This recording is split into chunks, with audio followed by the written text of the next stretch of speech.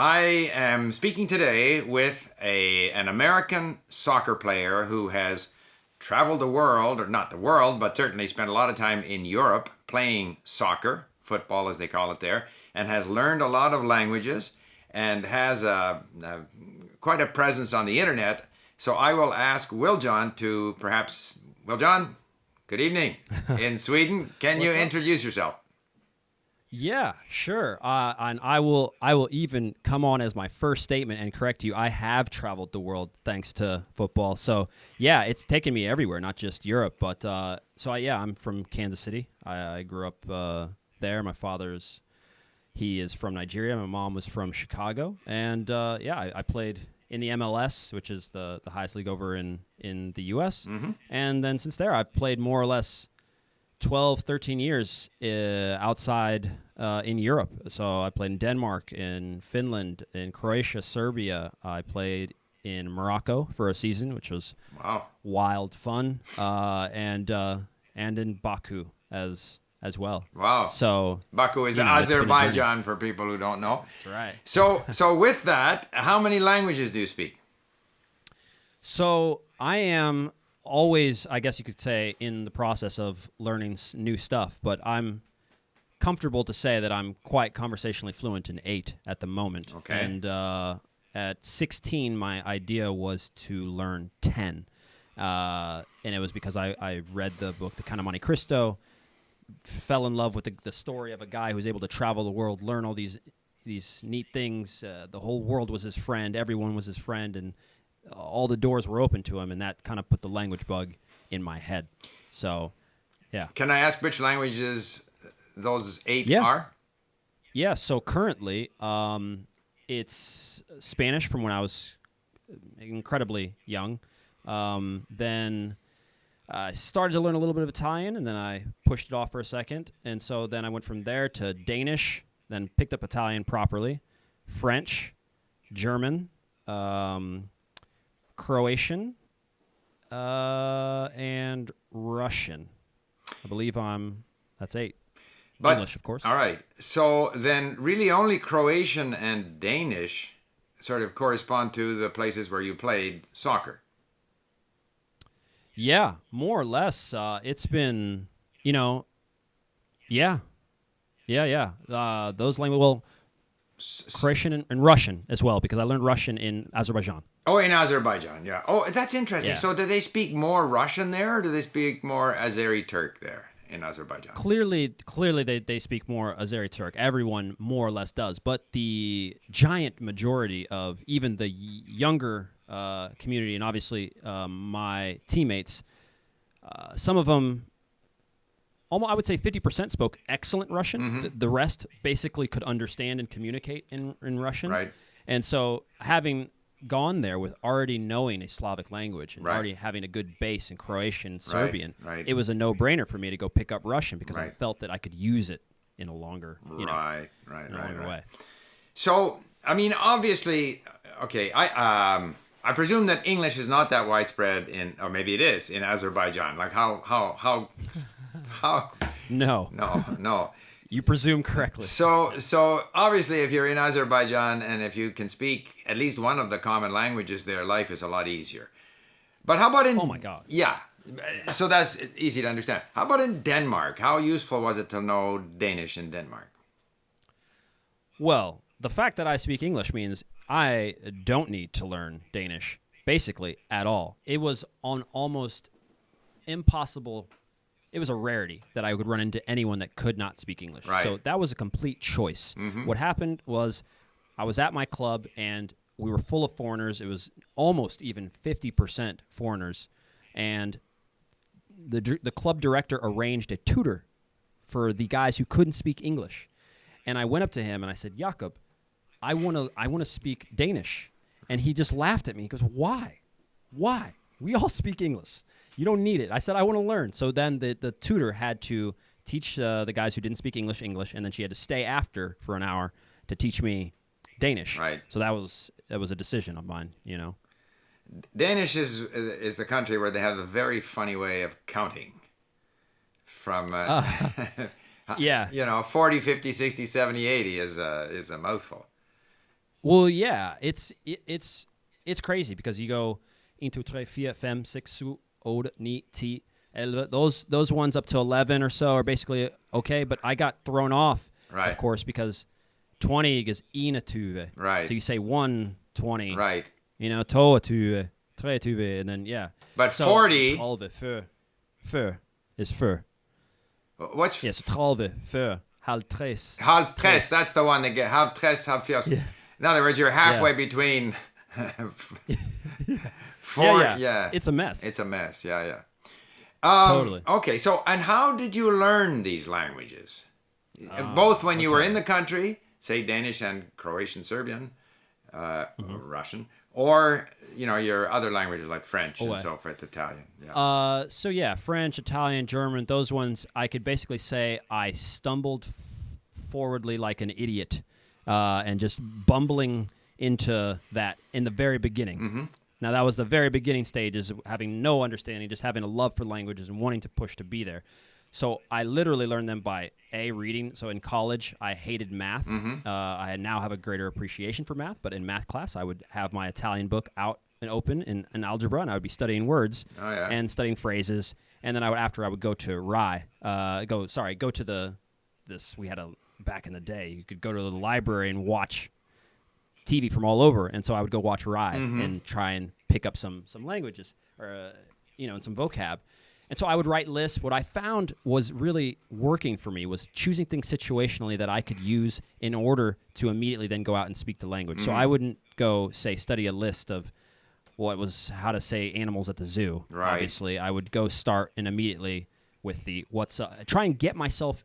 I enjoy putting myself in situations that I am not any good at because I enjoy the fact that it'll make me better. Mm-hmm. It's just going to make you better in speaking. So that's how I bumbled along my way in Italian to a place where I could finally then end up going to Italy, which I went basically for the first time this past year, and was able to speak. Mm-hmm. And with the languages in the country is completely different, because I've got a system and a source. When you're in a team meetings are in Croatian. Right. Everything, when you go into the taxi, all the games, the referee, all this stuff, it's all in Croatian. Right. So you get a whole bunch of listening comprehension. Right. But what I made sure also to do was I ended up in Croatia. I learned most of my Croatian from watching sitcoms and subtitles. I did it that way at the beginning, and then boom, I would go and I would just tell the guys on the field, don't talk to me in English. Right. Don't. Right. So yeah, that's what did it. Yeah. I think working or playing professional sports in a foreign country is a tremendous way to learn the language. Now, maybe it wasn't ideal in Denmark because half your teammates were foreigners, but if you're presumably in Croatia, most of your teammates were Croatian. So you're on a team, you're part of the team, you're part of the group. I think learning languages is so important to have that sort of sense that you want to belong to this other culture. You want to be part of them. And so you're not conscious of being some kind of foreigner learning their language. You just want to be part of them. And obviously in a team situation, you're playing a game, you're relying on your teammates, you're with your teammates in the dressing room, you go to you'll go out after for a beer or whatever. Yeah. So it's an ideal language learning scenario. Oh, totally. There's nothing better. And that's one of the things is that I learned in speaking Danish is that I didn't want to be robbed of a part of the culture. When you learn a language, you get the chance to dive into it deeper. Right. Now, one of my favorite series of all time is called Clone, which is a Danish comedy, and they don't do it in English.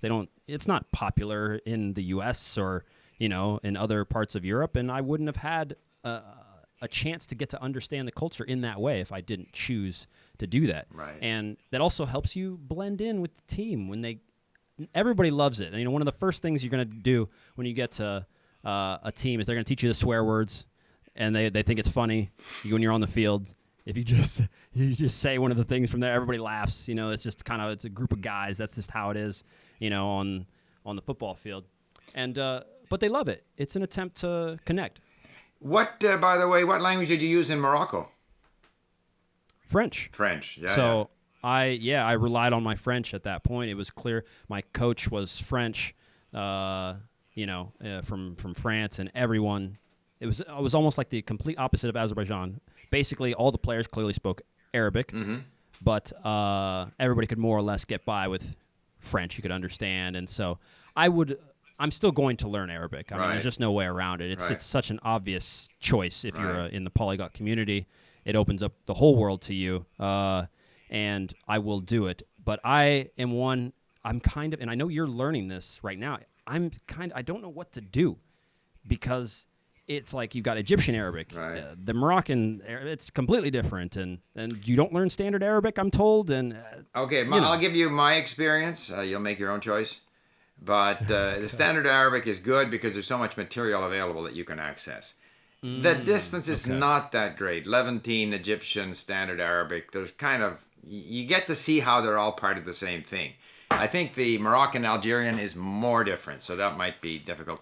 I just want to end up by saying here that, you have played and therefore worked and lived in countries that are very different, whether it be Azerbaijan, Morocco, Croatia, Denmark. And to have done that with the languages, which you learned before or while you were there, has given you, a perspective on the world of different people, which is unique. It's phenomenal. I salute you for doing it. By the way, before we end up here, tell us a bit about your channel and what you're doing there. Oh God, so we do everything there, so it has its main basis, and obviously it'd be more interesting probably for your viewers to check out the Way of Will John podcast, where we're going to leave a link in the description box. We're going to leave it. But it's incredible. We do all sorts of things for coaching, football, funny skits, all that stuff. It's wild. Okay. So you can check that out too. All right, will do.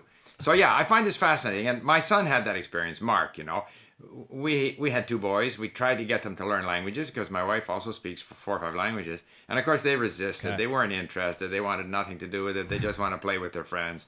But because Mark had the opportunity to play hockey in Italy, in Switzerland, in Austria, and then in Japan, he realized that, hey, actually learning languages is great because, his teammates speak these languages. Obviously, you connect with the teammates. They're out, having a beer after the game, whatever it might be. And so I think there's a real connection between sports and language. Now, not every athlete gets to travel the world. Obviously, if you're an American playing baseball, you may not go anywhere, but you might. I don't know. But it can. And I also believe that being physically active, I think it's good for your brain. It's good for learning in general. I think it's good for learning languages. I've seen some references to studies that suggest that if you're actually, like if I'm running and listening to my language, which I do, that I'm learning better. That there is this connection between, whatever you're doing chemically to your brain by being physically active has a positive impact on your ability to learn things.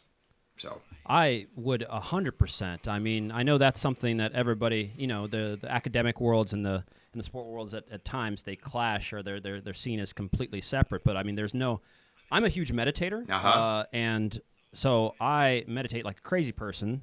And and what I've noticed is that in increasing my level of concentration, attention, and ability to be calm, not just under stress, but just as a general rule when I'm attempting to study, by doing this, I retain more words. Mm-hmm. I find that I get out of my own way. So I take more calculated, proper risks in the language, whereas I might, when you, and I certainly know you do after knowing so many languages, there are many ways to say a sentence. Oh, yeah. You can protect yourself quite well in a language by saying the very basic thing, or you can go out on a limb and start a sentence that you may or may not necessarily know how to, complete, to form and finish. Yeah.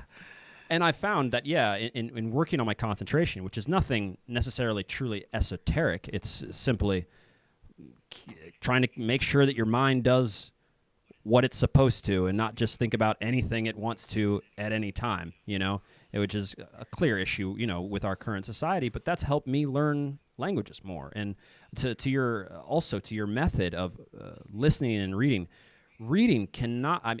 I don't think I would be able to maintain even the small amount of languages that I know if it wasn't for my ability to be able to read Cyrillic, and to read in these languages in order to really just keep them going, because you get lost in a book, you get lost in these things, and they become very strong, and it's just rooted in your brain. So I don't know if you found that, but Yeah, and because I learned through a lot of listening and reading that if I have not done anything in a language, then I go back to that language. It's like rediscovering an old friend. It's very comfortable. It's a very nice feeling, and very quickly you come back to where you were.